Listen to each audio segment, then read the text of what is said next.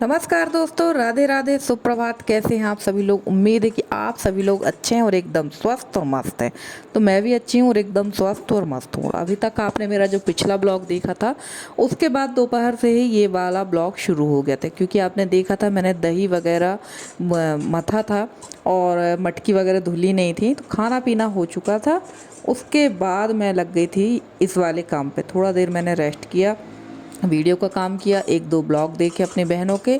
उसके बाद में यहाँ पर मैं आ गई थी रसोई में। तो सबसे पहले यहाँ पर खाना वगैरह खाली कर देंगे और रसोई को अच्छे से साफ़ कर लेंगे, क्योंकि ना मेरी एक अच्छी आदत है, या बहुत गंदी आदत कह सकते हैं आप, कि खाना खाने के बाद ना मैं कुछ भी काम नहीं कर सकती हूँ। जितना भी काम है मैं खाना खाने के पहले करती हूँ और उसके बाद में फिर थोड़ा देर रेस्ट करने के बाद ये काम शुरू होते हैं।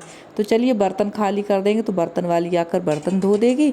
और कुछ डिब्बे वगैरह हैं जो कि मुझे साफ़ करना थे, काफ़ी दिनों से सिर्फ सोच रही थी, पर अभी फ़िलहाल मेरे यहाँ जो काम आप लोगों ने देखा है वो लगे हुए थे, जिसकी वजह से इन काम को मैंने थोड़ा सा रोक दिया था। क्योंकि ये वाले काम जो हैं ये थोड़ी रोज़ हो जाएंगे, इसमें कोई दिक्कत नहीं है। तो चलिए सबसे पहले यहाँ पर बर्तन साफ़ करेंगे मिट्टी के। और आपने देखा था कि दही वाली जो हांडी थी ना मिट्टी की, उसमें ऊपर तक सफ़ेदी आ गई थी, यानी दही वगैरह जम गया था ऊपर। क्योंकि मिट्टी के जो बर्तन होते हैं, और ख़ासकर हमारे यहाँ के मिट्टी के बर्तन जो हैं, इनसे काफ़ी ज़्यादा सीपेज होता है, पानी का भी और दही वगैरह का भी। तो जब धीरे धीरे ये वाले जो छेद है ना, जब ये बिल्कुल पैक हो जाएंगे घी दूध से, दही के जो दही में जो चिकनाहट होती है ना, उससे ये पैक हो जाएंगे, तब फिर इससे किसी भी प्रकार का पानी वगैरह का रिसाव नहीं होगा। तो अभी 2-3 बार तो ऐसी दिक्कत आएगी ही। वैसे अब जो ये छोटी वाली मटकी है ना, इन पर मैं दही नहीं जमाऊंगी। अब आप ये जो बड़ा मटका देख रहे हैं, इस पर ही दही जमाया जाएगा, क्योंकि ना छोटी वाली मटकी बहुत जल्दी भर जाती है और काफ़ी छोटे साइज़ की हैं। तो एक जो छोटी साइज़ की मटकी है ये चली जाएगी मेरी देवरानी के यहाँ, क्योंकि उसने कहा था कि जैसे ही उसने देखी थी ये मटकी, तभी उसने कह दिया था कि एक मटकी मैं लाऊंगी दही जमाने के लिए। अब आप लोग सोच रहे होंगे कि मैं तो दही जमाती थी, कहना चाहिए टंकी पर अब मैं दही जमाने लगी हूँ किस पर? मटके पे। क्योंकि ना यहाँ पर गर्माहट बहुत ज़्यादा है इस कमरे में, बहुत घर में, और जिसकी वजह से ना मेरा दही 1-2 बार ख़राब हो गया। तो अब मटके में जमाएंगे, और मटके का दही होता भी स्वादिष्ट है, और थोड़ा सा मेहनत तो लगती है इन बर्तनों को साफ़ करने पे। और गर्मी के दिनों में इसमें दही भी नहीं ख़राब होगा। और जब लगातार हम मटकों में दही जमाते रहेंगे तो ये मटके एकदम चिकने और भी काले हो जाएंगे। तो चलिए यहाँ मैंने बाल्टी में पानी गर्म कर लिया था, क्योंकि ना मुझे अचार वगैरह के बर्तन भी धुलना थे और ये मटके भी धुलना थे। तो पानी मैंने काफ़ी गर्म कर लिया था एक बाल्टी में, और काफ़ी ज़्यादा गर्म पानी हो गया था। तो चलिए फटाफट से लग जाते हैं इनको साफ़ करने पे। और ये जो अचार वाले बर्तन है ना, ये भी खाली हो चुका था, अचार ख़त्म हो चुका था, धो के रख देते हैं। और मेरी एक आदत है कि अचार वाले डिब्बे हों या कोई भी डिब्बे जो खाली होते हैं, मैं उनको तत्काल ही धुल कर रख देती हूँ। तो इकट्ठे नहीं हो पाते हैं, कम ही हो पाते हैं, और आसानी से काम भी हो जाता। और ये जो मटका है ना, ये एकदम नया था। जिस दिन मैं शादी में गई थी ना 30 तारीख को, उसी दिन सुबह उस मतलब जो चक्रवर्ती जो हमारे यहाँ बनाते हैं कुम्हार, उस लड़के ने ला के दिया था। तो मैं उस दिन इसमें पानी भर के रख दी थी, और कम से कम 3 दिन तक इसमें पानी भरा रहने दिया गया है। उसके बाद इसको अच्छे से साफ़ करेंगे, क्योंकि इसमें पानी तो भरना नहीं है, हम लोग को इसमें दही जमाना है। और आप यकीन नहीं मानेंगे, कम से कम मैंने इस मटके को अंदर 8 से 10 बार धुला, तब कहीं जाकर इसकी कालक साफ़ हुई थी। और यहाँ टाइल्स में ना एक परत कालक जम गई थी। देखिए आपके सामने ही मैंने 3 से 4 बार धुला, उसके बाद भी मैं 4-6 बार धुला था, और ऐसे 7-8 बार मैंने इस मटके को धुला था। और मेरी जो उंगलियां थी ना, वो भी छिल गई थी इन मटकों को धुलने पे।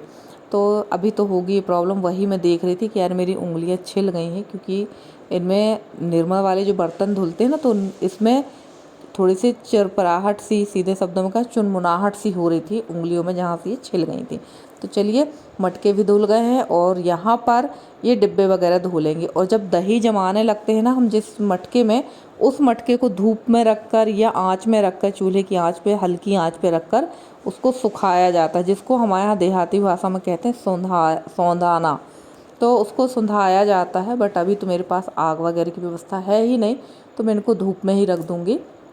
सिर्फ ये मटके जिसमें दही जमाया था वो मटका रखेंगे, और जो अभी मैंने तुरंत में धोया है इसमें ना छाछ भर के रख देंगे। तो चलिए ये डिब्बे धुल चुके हैं और चलते हैं अब अंदर की तरफ। तो अंदर का भी थोड़ा मोड़ा जो काम है वो निपटा देते हैं, और उसके बाद मैं सबसे पहले ये मटके धूप पर रख कर आऊँगी। और यहाँ ना मोबाइल मैं चालू कर ली थी, मैं सुन रही थी गाने, क्योंकि ना अकेले अकेले अच्छा भी नहीं लगता है, तो मैं गाने वगैरह चालू कर लेती हूँ और इसी में मेरा थोड़ा सा टाइम पास हो जाता है। मैं चली गई थी छत के ऊपर ये मटके रखने के लिए, और ये जो लाल मटके देख रहे हैं ये मुझे चाची ने ला कर दी थी अक्ति के दूसरे दिन, यानी अक्षय तृतीया के दूसरे दिन। तो चलिए मैं इनको उठाकर सबको ऊपर रख दी हूँ, और अब मैं आ गई थी नीचे की तरफ। तो चलिए देखते हैं अब अंदर का जो बचा कुचा काम है वो कर लेंगे, और काम तो हम लोगों के ख़त्म होने का नाम ही नहीं लेते हैं। तो चलिए ये मटका लेके चलते हैं सबसे पहले अंदर। और अब देखिए इसमें भर देंगे ये मठा। तो मठा भरना, ये जो प्रोसेस आपको मैं दिखा रही हूँ ना मिट्टी के बर्तन का यूज़ करने का, ये बहुत पुराना प्रोसेस। हमारी दादी जो थी, दादी अम्मा लोग, वो लोग इसी तरह का करती थी। जब भी मिट्टी का नया बर्तन यूज़ करती थी ना, तो उसको 2-4 दिन पहले पानी भर के रखती थी, फिर पानी भरने के बाद उसको अच्छे से धोती थी। और ख़ासकर दही वगैरह जमाने वाला बर्तन, दही और दूध वाले बर्तन को प्रोसेस यही रहता था। उसको धोने के बाद उसमें छाछ भर के रख देती थी 4-5 दिन के लिए। और जब वो छाछ अच्छी तरह से बर्तन के अंदर बाहर से बिल्कुल जैसे अभी आपने मेरा मिट्टी का मटका देखा था इस तरह का हो जाता था ना, तो उसको धो के फिर वो लोग यूज़ करते थे दही जमाने में और दूध पकाने में। तो दूध पकाने वाले बर्तन को और भी ज़्यादा साफ़ करना पड़ता है, क्योंकि भाई उसमें दही का कहीं ना कहीं कण रह जाता है, और दूध अगर उसमें जमाओ तो वो दूध अगर पकाओ तो फटने का डर रहता है, तो उसको काफ़ी साफ़ किया जाता है। तो चलिए यहाँ मैंने डिब्बे जमा दिए थे, और गर्मी काफ़ी लगने लगी थी, तो फ़ैन ऑन करके थोड़ी देर यहाँ बैठूंगी, पानी वगैरह पीऊँगी। और एक काम अभी और बाकी है वो भी निपटा लेते हैं, और थोड़ा देर अब करेंगे रेस्ट, क्योंकि बज चुके थे 3:30। 2:30 बजे मैं उठी थी, 3:30 पौने 4 का टाइम हो गया था। और ये दाल रखी हुई है, तो मैं चेक कर रही थी कि दाल सूखी है या गीली है। तो यहाँ सबसे पहले बोरी खोलेंगे, और दाल जो है ना, ये दाल है 90 रुपये किलो। अरहर की दाल है, ये 90 रुपये किलो मिली है। तो इसको मैं चेक कर रही थी, हाँ ये विदाउट पॉलिश है, और है देसी टाइप, यानी इसमें के जो छिलके हैं ना वो पूरी तरह से साफ़ नहीं है, पूरी तरह से नहीं है, मतलब कहीं कहाँ है ये भी नहीं कह सकते कि नहीं पूरी तरह से इसमें छिलके हैं। पर दाल बहुत अच्छी है, क्योंकि अभी भी रेगुलर यही दाल खा रही हूँ, और इसके पहले जो हस्बैंड लेकर आए थे दाल, वो मिली थी 130 रुपये किलो। तो इस दाल को मैं देख रही थी ये गीली है, इसको सुखाना ज़रूरी है, तो इसको सुखा देंगे। तो देखते हैं, आज तो नहीं होगा क्योंकि अभी तो 4 बज चुका, अभी सुखाने का कोई मतलब नहीं है, दूसरे दिन ही इसको सुखाएंगे। और अब मैं मिल रही हूँ सीधे शाम के समय पे, शाम यानी लगभग 7 बजे करीब, क्योंकि ना उसके बाद लाइट गोल हो गई थी। और इस समय हमारे ना आंधी तूफान का काम जो है रोज़ ही हो रहा है, तो वो भी आपके साथ अगले ब्लॉग में शेयर करेंगे। और शाम टाइम मेरी देवर देवरानी आ गए थे, यानी जहाँ मेरे चाचा ससुर के बेटे और बहू, तो ये लेकर आए हैं यशी के लिए इतना सारा खाना पीने का सामान, जबकि यशी है ही नहीं। ये लेकर आए हैं फ्रूटी, ढेर सारी चॉकलेट, केले और आम वगैरह सारी चीज़ें।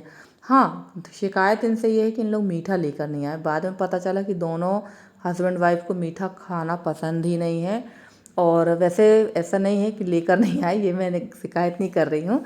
ये लोग उनको अगर पता होता कि मुझे मीठा पसंद है तो ये लेकर आते, पर ये लेकर आए थे अपनी भतीजी के लिए सारी चीज़ें। कोई बात नहीं, ये लोग मुझसे बहुत छोटे हैं, बहुत छोटे, मुझसे क्या, परिवार में सबसे छोटा देवर है ये, और सबका लाडला भी है, और देवरानी का भी यही हाल है। तो जो चीज़ें लेकर आए थे वो मैंने फ्रिज में सेट कर दी हैं।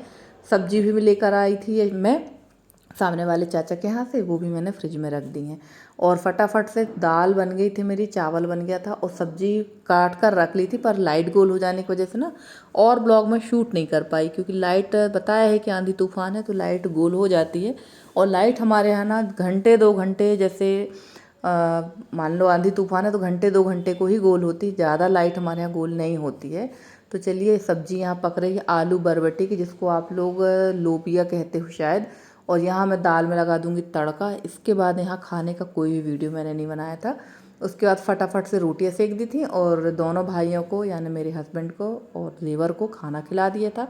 उसका कोई वीडियो शूट नहीं किया था मैंने, क्योंकि देवर को तो कोई आपत्ति नहीं है, थोड़ा सा हस्बैंड ही नानुकुर करते हैं, पर आजकल उनका भी वीडियो बनाकर मैं डाल ही देती हूँ, आप लोग देखते ही हैं। और यहाँ पर हम लोग दोनों देवरानी जेठानी खाना खाने लगे थे, क्योंकि अभी हम लोग को खाना खाकर जाना है अपनी बड़ी सासू माँ लोगों के यहाँ। और टाइम हो गया था लगभग 9:15 9:30 का। तो हम लोग को अभी वहाँ जाना बैठने के लिए, क्योंकि सुबह इन लोग निकल जाएंगे। और ये लोग जब आए थे ना तो 8 बज चुका था। सारा दिन इन लोगों ने भी सफ़र किया, क्योंकि घर से ही ये लोग लेट निकले थे। और जब इन लोग आ रहे थे ना तो जहाँ पहुँचे इन लोग, वहाँ से फिर इन लोग दूसरी व्यवस्था से आए हैं, क्योंकि हमारे यहाँ लास्ट बस जो है शाम को 5:20 पे छूट जाती है, जहाँ इन लोग पहुँचे थे वहाँ से। तो फिर इन लोग आए हैं किसी दूसरी व्यवस्था से। तो चलिए हम लोग यहाँ खाना खाते जा रहे थे और गप्पे भी कर रहे थे और जल्दी जल्दी लगे हुए थे, क्योंकि हम लोग को वहाँ जाकर फिर आना भी था और बिस्तर वगैरह करके सोना भी था।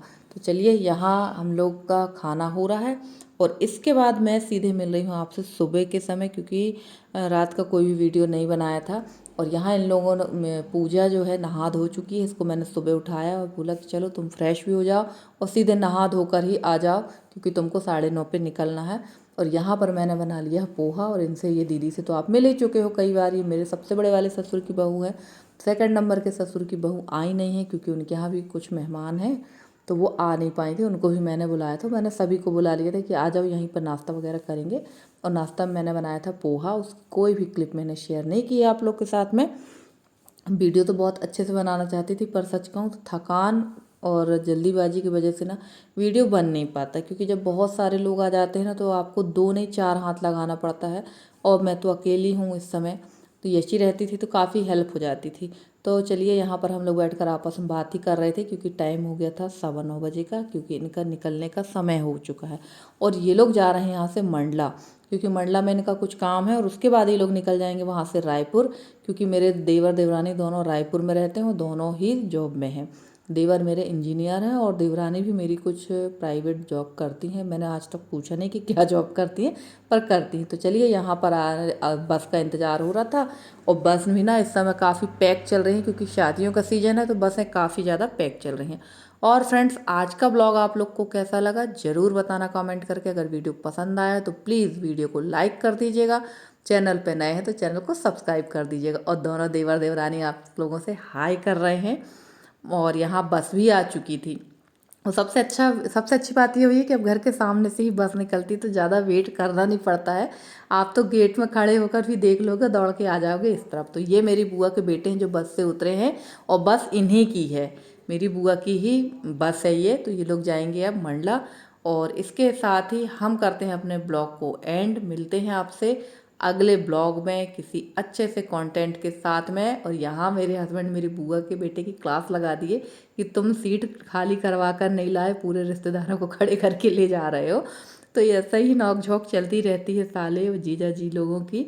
तो चलिए इन लोग फाइनली बस में घुस चुके हैं, और मैंने फ़ोन करके पूछा तो ये लोग पहुंच भी चुके हैं अपनी मंजिल की ओर। तो चलिए फ्रेंड्स, आज के ब्लॉग में इतना ही। मिलते हैं आपसे अगले ब्लॉग में किसी अच्छे से कंटेंट के साथ में। तब तक दीजिए इजाज़त। Bye bye and take care.